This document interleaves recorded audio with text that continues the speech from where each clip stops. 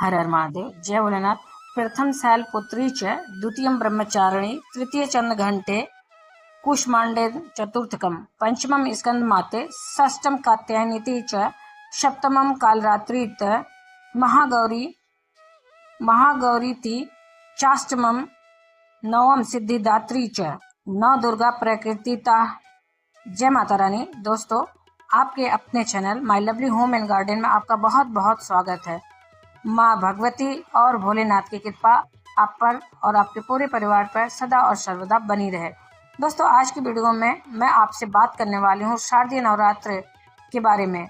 शारदीय नवरात्र जो कि आश्विन मास के शुक्ल पक्ष में आती है, कब प्रारंभ हो रही है, कब समाप्त हो रही है, और नवरात्रि के इन 9 दिनों में कलश की स्थापना करके हम माँ दुर्गा की आराधना करते हैं। तो कलश की स्थापना करने का शुभ मुहूर्त क्या है, किस दिन कौन से देवी की आराधना की जाएगी, इस बार नवरात्रि कितने दिन की है और माँ दुर्गा की सवारी क्या है, इसके अलावा दुर्गा अष्टमी, महानवमी और दशहरा कब है, ये सारी जानकारी आपको आज की वीडियो में शेयर होगी। और साथ ही दोस्तों जानेंगे कि कौन से कलर के वस्त्र पहनने चाहिए और क्या तैयारियां पहले से करनी चाहिए। तो वीडियो बहुत ही महत्वपूर्ण है, पूरा जरूर देख लीजिए। और अगर वीडियो अच्छी लगे तो लाइक तो अवश्य ही किया कीजिए।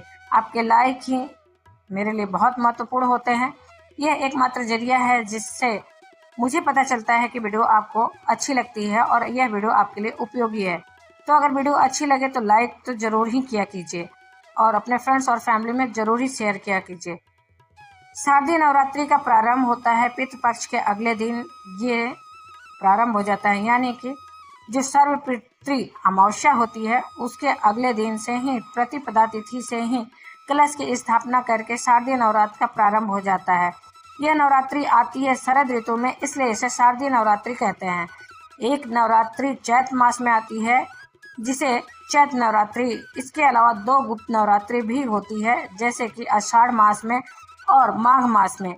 तो सनातन धर्म में 4 नवरात्रि मनाई जाती है, 2 गुप्त नवरात्रि और 2 प्रकट नवरात्रि। इनमें से शारदीय नवरात्रि और चैत्र नवरात्रि बहुत ही अधिक महत्वपूर्ण होती है, बहुत ही अधिक इसका महत्व होता है। नवरात्रि के इन 9 दिनों में माँ दुर्गा के 9 स्वरूपों की आराधना की जाती है और फिर दुर्गा अष्टमी और महानवमी के दिन माँ दुर्गा का स्वरूप मानकर कन्याओं की पूजा की जाती है और हवन किया जाता है। इसके बाद इस व्रत का समापन किया जाता है। फिर अगले दिन दशहरा मनाया जाता है।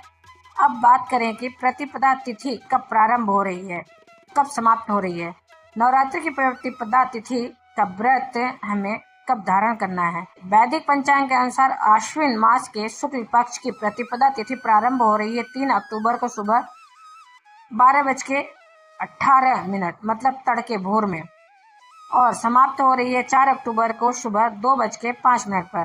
तो ऐसे में सूर्योदय कालीन तिथि के अनुसार शारदीय नवरात्रि का प्रारंभ होगा 3 अक्टूबर 2024 के दिन, और वो दिन होगा गुरुवार।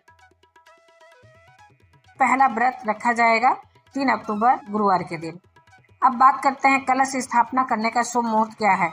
तो देखिए, कलश स्थापना 3 अक्टूबर 2024 को हम करेंगे सुबह 6:15 से लेकर 7:02 तक। कलश स्थापना करने के लिए सबसे शुभ मुहूर्त है 1 घंटे 6 मिनट का।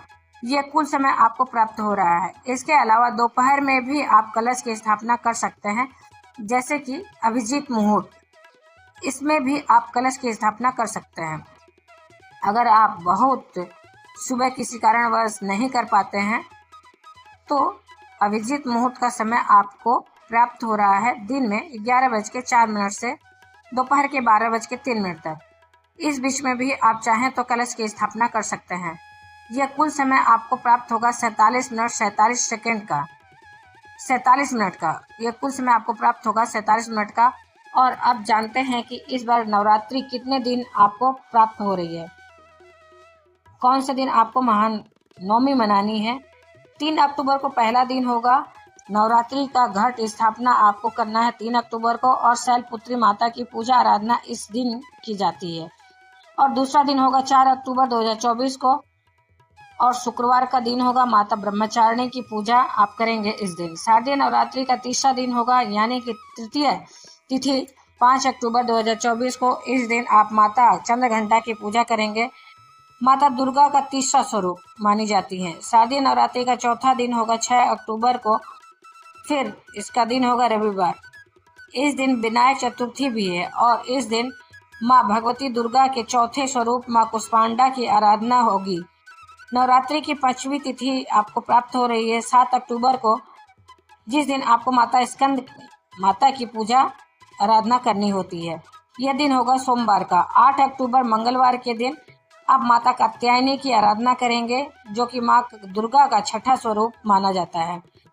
9 अक्टूबर 2024 को माता कालरात्रि की आराधना की जाएगी और माता कालरात्रि माँ दुर्गा का 7वां स्वरूप है। 8वां दिन नवरात्रि का अष्टमी तिथि 10 अक्टूबर 2024 को प्राप्त होगा। इस दिन माँ महागौरी की पूजा आराधना की जाती है। माँ का यह 8वां स्वरूप है। 10 अक्टूबर 2024 को अष्टमी तिथि है। महाअष्टमी और 9वां दिन यानी कि 9वीं तिथि को नवरात्रि का अंतिम दिन होता है। 11 अक्टूबर 2024 को यह माता सिद्धिदात्री का आराधना की जाएगी इस दिन, और सिद्धिदात्री का दिन होता है। यह माँ का 9वां स्वरूप है और इनकी पूजा किए बिना संपूर्ण नवरात्रि का संपूर्ण फल नहीं प्राप्त होता है। इसलिए नवरात्रि में प्रतिपदा तिथि से लेकर 9वीं तिथि तक विधि विधान से माता दुर्गा की आराधना की जाती है। माँ दुर्गा के 9 स्वरूपों की आराधना से किसी भी प्रकार की आपकी कामना हो पूर्ण हो जाती है। कोई भी आपके जीवन में विघ्न बाधा हो, कोई भी परेशानी हो, कोई भी दिक्कत हो, आपका समस्त प्रकार के कष्टों से आपको छुटकारा मिल जाता है। नवरात्रि के 9 दिनों में माँ दुर्गा की आराधना करने मात्र से आपको कष्टों से मुक्ति मिलती है। अब जानते हैं कि शारदीय नवरात्रि में माँ दुर्गा कौन सी सवारी पर आ रही हैं। इस बार नवरात्रि का प्रारंभ हो रहा गुरुवार से, और गुरुवार के दिन जब नवरात्रि का प्रारंभ होता है तो ऐसा माना जाता है कि माता की सवारी जो होती है पालकी। इस प्रकार का वर्णन मिलता है देवी पुराण में। शारदीय नवरात्रि का प्रारंभ होने से पहले आपको कुछ विशेष बातों का ध्यान रखना चाहिए, जैसे कि माँ का आगमन होता है हमारे घर में। ऐसा माना जाता है कि प्रतिपदा तिथि से लेकर 9वीं तिथि तक माँ इस धरती पर अपने भक्तों के घरों में वास करती हैं। इसलिए हमें अपने घर की साफ सफाई अच्छे से कर लेनी चाहिए। नवरात्रि प्रारंभ होने से पहले अपने घर की साफ सफाई कर लीजिए। पितृपक्ष की अंतिम दिन जब पितृ विसर्जन आप कर लेते हैं, उसके बाद ही आप साफ सफाई दोपहर में या शाम तक अपने मंदिर की घर की साफ सफाई कर लीजिए। अच्छी तरह से साफ सफाई करना चाहिए, घर का कोना कोना साफ कर लेना चाहिए। इस समय में जितना संभव हो साफ कर ले अपने घर को। माँ दुर्गा उसी के घर में वास करती हैं जहाँ पर साफ सफाई होती है और जहाँ पर कलह कलेश नहीं होता है, जहाँ पर सबके बीच में प्रेम बना रहता है, वहीं पर माता का आगमन होता है। अपने घर में आपको ध्यान रखना है किसी प्रकार से नवरात्रि के इन 9 दिनों में कलह कलेश ना हो। लहसुन प्याज का सेवन बिल्कुल नहीं करना है और साथ ही मांस मंदिर का भी सेवन भूल कर भी नहीं करना चाहिए। अगर आप कलश की स्थापना करते हैं तो आपको अपने घर के सभी खानों की साफ सफाई के साथ साथ इस बात का भी ध्यान रखना है कि कलश स्थापना रखते हैं तो कभी भी घर को खाली नहीं छोड़ना चाहिए, या फिर कोई व्यक्ति हर वक्त घर में रहना ही चाहिए। अगर आप अखंड दीप दान करते हैं, अखंड ज्योत रखते हैं, तो भी आपको इस नियम का पालन करना है।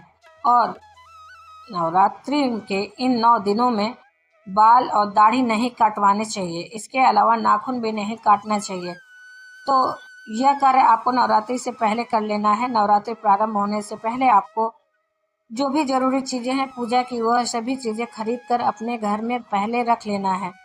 आप चाहे माता की मूर्ति खरीदनी चाहते हैं तो भी, या फिर चुन्नी माता की लेनी चाहते हैं, नारियल इत्यादि लेना चाहते हैं, यह सभी चीज़ें आप पितृपक्ष में भी ले सकते हैं। मतलब जैसे कि नवरात्रि तो अगले दिन से ही प्रारंभ हो जाती है, अमावस्या के अगले दिन नवरात्रि का पहला दिन होता है, तो आप पितृपक्ष में भी माता की पूजा के निमित्त कोई भी चीज़ खरीद सकते हैं। जैसे कि जाप करने के लिए माला आपको चाहिए, या फिर पुस्तक लेना है सप्तशती का, या फिर आप माता की मूर्ति लेना चाहते हैं, अखंड दीप लेना चाहते हैं, या फिर जो भी चीज़ आपको पूजा की सामग्री के लिए चाहिए, वो सारी चीज़ें आप पितृपक्ष में भी खरीद सकते हैं। कोई दिक्कत की बात नहीं है। पूजा की कोई भी सामग्री हम खरीदारी करते हैं और कर सकते हैं। पितृपक्ष में तो उसका कोई दोष नहीं लगता। अपने लिए कुछ नहीं खरीदना चाहिए और अगर खरीद भी लेते हैं तो उसे धारण नहीं करना चाहिए। इस बार नवरात्रि का प्रारंभ 3 अक्टूबर से हो रहा है। दिन होगा गुरुवार। सवारी होगी पालकी। जिस सवारी से माता का आगमन होता है पालकी होगी और नवरात्रि का समापन शनिवार को होगा। और शास्त्रों के अनुसार जब शनिवार को नवरात्रि का समापन होता है तो माता पैदल जाती हैं। ऐसे में इस नवरात्रि में आपको कुछ बातों का विशेष ध्यान रखना है। विधि विधान से माँ दुर्गा की आराधना करके दुर्गा सप्तशती का जितना हो सके पाठ करना चाहिए। अगर आप पाठ नहीं कर पाते हैं किसी कारणवश तो आप प्रतिदिन का पाठ सुन भी सकते हैं। हमारे चैनल पर आपको पाठ प्रतिदिन का मिल जाएगा, उससे आप वहां से सुन भी सकते हैं। आपको नवारण मंत्र का भी जप जरूर करना चाहिए। ओम ऐम ह्रीम चामुंडाय विच्चे, इस मंत्र के जप से आपकी किसी भी प्रकार की कामना पूर्ण होती है। पूरे विधि विधान से अगर हम माता दुर्गा की आराधना करते हैं, मंत्रों का जप करते हैं और सात्विक आचरण विचार व्यवहार करते हैं तो किसी भी प्रकार की हमारी कामना माँ दुर्गा की कृपा से पूर्ण होती है। और अब जानते हैं कि साल 2024 में दशहरा कब है, विजयदशमी कब मनाई जाएगी। 12 अक्टूबर 2024 को विजयदशमी अर्थात दशहरा मनाया जाएगा। दोस्तों, उम्मीद करती हूँ कि यह वीडियो आपके लिए उपयोगी होगी। इसके अलावा भी अगर आपका कोई प्रश्न, कोई उत्तर चाहिए, किसी विशेष वीडियो को आप देखना चाहते हैं तो कमेंट बॉक्स में ज़रूर लिख दीजिएगा। और आज की वीडियो अगर आपको अच्छी लगी हो तो वीडियो को लाइक कीजिए, शेयर कीजिए और चैनल पर पहली बार आए हैं तो मेरे चैनल को सब्सक्राइब कर लीजिए। बेल नोटिफिकेशन अवश्य ही दबाइए जिससे कि आने वाली वीडियो आपको समय से प्राप्त हो सके। इस चैनल पर जो भी नई वीडियो अपलोड होगी उसका नोटिफिकेशन आपको समय से प्राप्त हो जाए। मैं आपसे अगली वीडियो में मिलती हूँ दोस्तों, नई जानकारी के साथ नई वीडियो में। तब तक के लिए हर हर महादेव, जय माता रानी। धन्यवाद दोस्तों।